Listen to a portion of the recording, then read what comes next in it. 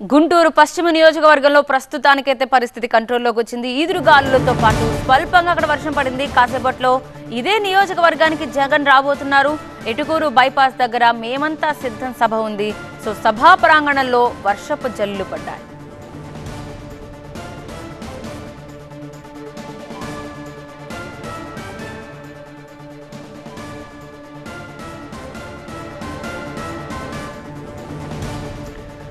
గుంటూరు పశ్చిమ నియోజకవర్గంలో చల్లబడిన వాతావరణానికి సంబంధించిన బ్రేకింగ్ అప్డేట్. ఈదురుగాలులతో పాటు స్వల్పంగా వర్షం పడింది.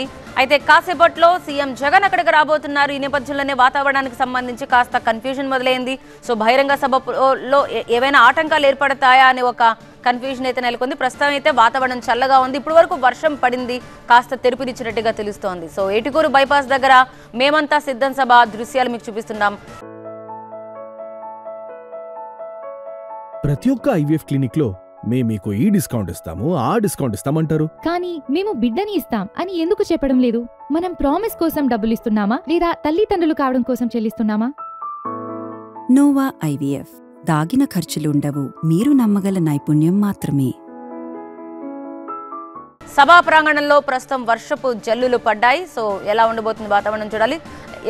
మనకు అందుతున్న ఇన్ఫర్మేషన్ ప్రకారం ప్రస్తుతం వర్షం తగ్గింది, వాతావరణం చల్లబడినట్టుగా తెలుస్తోంది.